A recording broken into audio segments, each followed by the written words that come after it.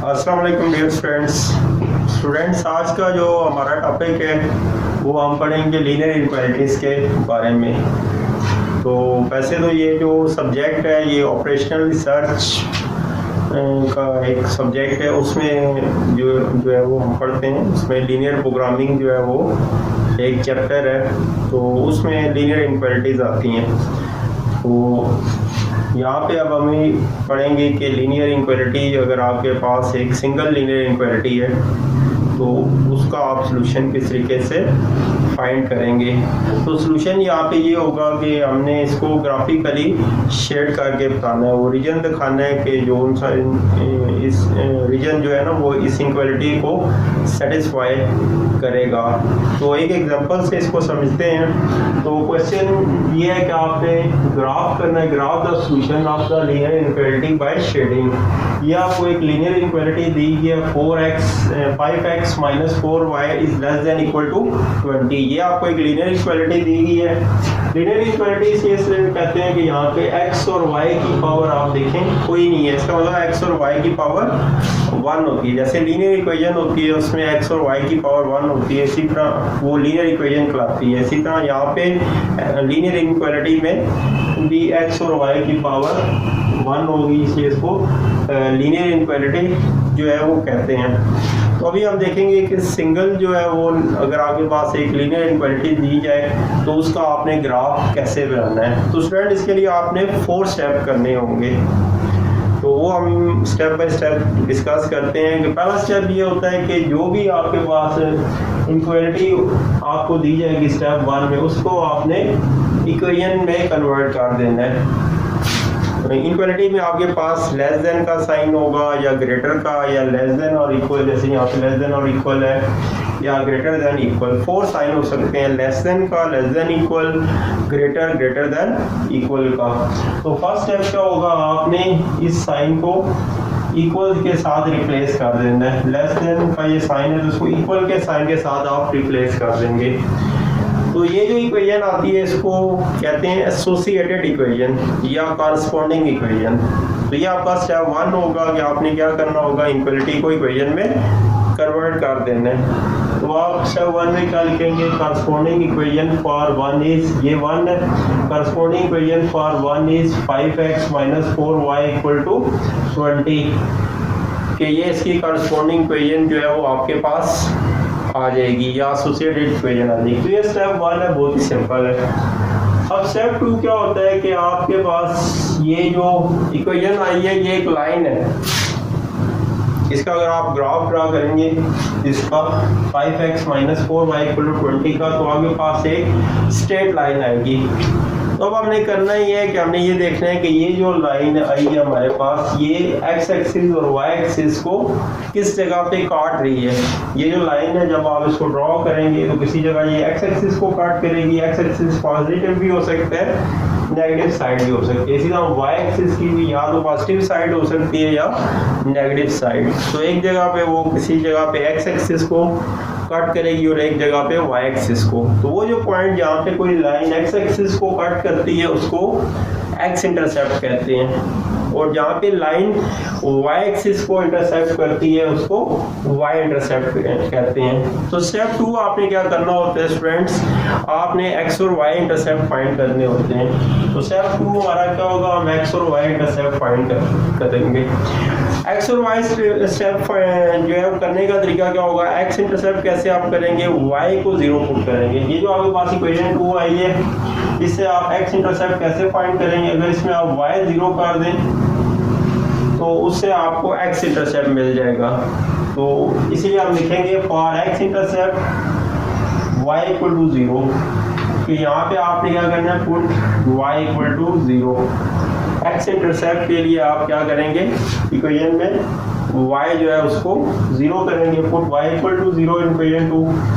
तो ये आपके पास आ जाएगा 5x minus 0 इक्वल टू 20। जाएगा 5x इक्वल टू 20 या x इक्वल टू 4। 5 से उधर डिवाइड कर दें x इक्वल टू 4। तो अब कोई भी पॉइंट होता है उसमें पहले आप x लिखेंगे फिर y। जो आप पेयर लिखते हैं ना x, y लिखते हैं, तो पहले x लिखेंगे फिर y। तो x की वैल्यू 4 है और y आपने पुट किया था 0 के बराबर, तो पहला पॉइंट आ जाएगा 4 0। उसको हम उसको a का नाम दे देंगे। तो ये आपके पास x इंटरसेप्ट आ गया। अब हमने y इंटरसेप्ट करना है। फॉर y इंटरसेप्ट क्या होता है, इक्वेशन 2 में आपने पुट कर देना अब x की जगह 0। अब यहाँ पे x की जगह आप 0 करेंगे, ये टर्म 0 हो जाएगी x 0 होने की वजह से। तो ये आ जाएगा -4y इक्वल टू 20, या -4 से उधर डिवाइड करें तो -5 आपके पास आ जाएगा। तो ये y इंटरसेप्ट आ जाएगा।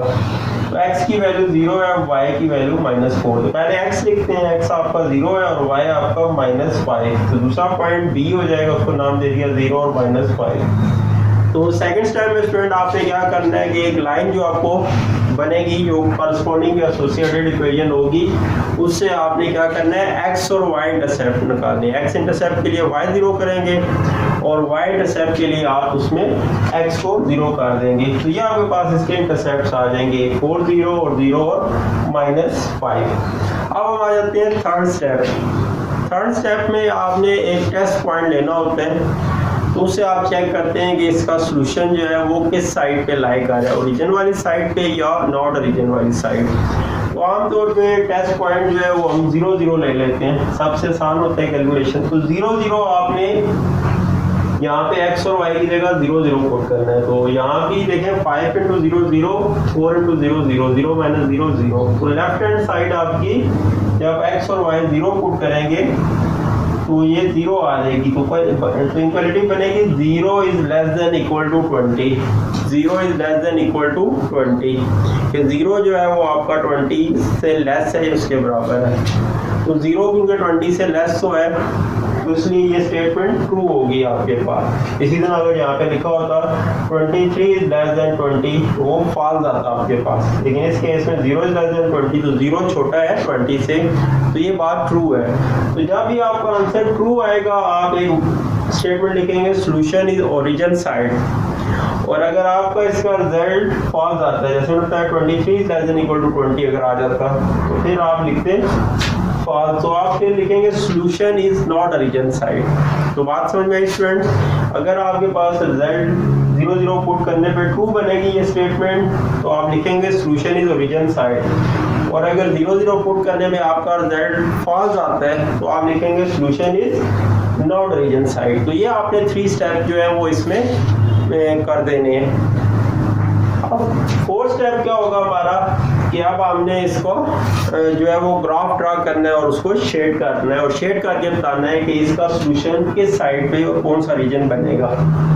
तो अभी क्योंकि हमारे पास एक ही लाइन है और इसके इंटरसेप्ट आपने निकाले हैं 4 0 और 0 और -5, x 4 है और y -5। तो ये आपके x एक्सिस हैं। तो x की वैल्यू आपके पास क्या बन रही है यहाँ पे 4 और प्लस में है, तो इसका मतलब है ये वाली x की साइड लेंगे। अगर नेगेटिव होता तो फिर हम x की नेगेटिव साइड को वो कंसिडर करेंगे। तो यहाँ पे क्योंकि x पॉजिटिव है और 4 तक वैल्यू है तो इसलिए 1 2 3 4 5 मैंने 5 तक पॉइंट लगाए हैं, आप 4 तक लगा दें या एक्स्ट्रा कुछ नंबर लिख दें तो कोई मसला नहीं है उसमें। तो x की वैल्यू 1 2 3 4 4 यहाँ पे बनेगा। तो ये जो a पॉइंट है 4 0 वो आपका इस जगह पे आ जाएगा, इस जगह पे आपका पॉइंट आ जाएगा 4 0। इसी तरह सेकंड केस में देखें आपकी b की वैल्यू 0 और -5, b y आपका इसमें सेकंड वैल्यू जो होती है y की होती है, y आपका -5 है। तो y ऊपर वाली साइड पे प्लस में होता है और y नीचे वाली साइड में नेगेटिव, क्योंकि यहाँ पे -5 है तो आप लिखेंगे -1 -2 -3 -4, यहाँ पे आपका -5। कोशिश करनी है कि ये डिस्टेंस पॉइंट्स के दरमियान आपने इक्वल रखना है। तो ये डिस्टेंस आपका -5, तो इस पॉइंट को हमने नाम दिया था 0 और -5। तो आपने स्केल यहाँ पे रख के a और b पे एक स्ट्रेट लाइन ड्रॉ कर देनी है। तो ये आपके पास ये वाली लाइन ड्रॉ हो जाएगी 5x - 4y = 20। तो ये सेकंड स्टेप से आपने इंटरसेप्ट जो निकाले हैं उससे आपको वो लाइन मिल जाएगी। अब लाइन के आपका सोल्यूशन एक साइड पे होगा, ये लाइन है तो या सोल्यूशन इधर होगा या इधर होगा, क्योंकि इनक्वालिटी में आपके पास ग्रेटर देन इक्वल टू या लेस देन इक्वल टू होता है। जैसे यहाँ पे this is less than equal to 20 है, या फिर ग्रेटर का साइन हो सकते हैं। तो अब हमने इस लाइन के या इस साइड को शेड करना है या इधर शेड करना है, तो कैसे पता चलेगा? स्टेप 3 आपको बताएगा। तो अगर आपका सोल्यूशन आता है ट्रू, जिसमें आप लिखते हैं सोल्यूशन इज ओरिजिन साइड, तो इसका मतलब है जिस लाइन के जिस साइड पे ओरिजिन या 0 0 उधर सोल्यूशन है। और अगर ये फॉल्स आता है तो इसका मतलब solution is not origin side. हमारा क्योंकि यहाँ पे 2 आ रहा है, तो इसका मतलब है इस लाइन का सोल्यूशन ओरिजिन वाली साइड है, यानी इस लाइन के जिस साइड पे ये ओरिजिन वाला पॉइंट होगा उस तरफ शेड करना है। अगर ये आता solution is not origin side, वो कब आता है? जब ये फॉल्स आता, solution is not origin side, फिर हम इस साइड पे शेड करते हैं। अभी क्योंकि हमारा आ रहा है सोल्यूशन इज ओरिजिन साइड, तो इसलिए हम इस लाइन के ऊपर शेड करेंगे। तो उसका तरीका यह होता है कि सिंगल इनक्वालिटी में आपने एक रेक्टेंगल ड्रॉ कर देनी है। एक रेक्टेंगल बना लें, उसकी जितनी मर्जी लेंथ और विड्थ जो है वो रख सकते हैं आप इसमें, लेकिन कोशिश करें कि जितनी लाइन है उसके अंदर ही आप वो रेक्टेंगल बनाएं। तो आपने एक रेक्टेंगल बना लेनी है और उसको आपने शेड कर देना है। तो ये जो शेडेड पार्ट होगा इसका, ये इस इनक्वालिटी का सॉल्यूशन होगा।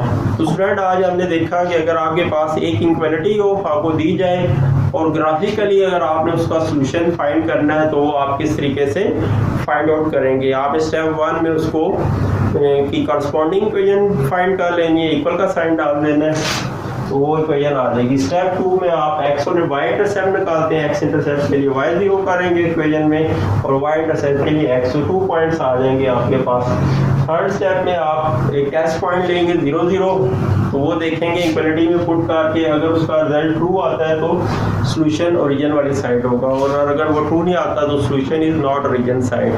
अगर ओरिजिन साइड है तो उस लाइन का ग्राफ ड्रॉ करें और देखें ओरिजिन किधर है। अगर इस लाइन की इस साइड है तो इस साइड शेड कर देंगे, अगर ओरिजिन इस साइड है तो इस साइड शेड कर देंगे, डिपेंड करता है लाइन किस जगह पे है। और नॉट ओरिजिन है तो जिधर ओरिजिन नहीं होगा उस तरफ को शेड कर देना है। तो हमेशा इनक्वालिटी जो है वो एक साइड पे शेड होती है। आगे के लेक्चर में हम कोशिश करेंगे कि इसमें फिर देखेंगे कि अगर आपके पास 2 इनक्वालिटीज हो या फिर आपने कॉर्नर पॉइंट्स फाइंड करने हो या मैक्सिमाइज करना हो या मिनिमाइज, तो वो किस तरीके से आप उसको वो प्रॉब्लम ना करेंगे। अगर आपको मेरी ये वीडियो पसंद आई है तो उसको लाइक और शेयर कर दें। Thank you.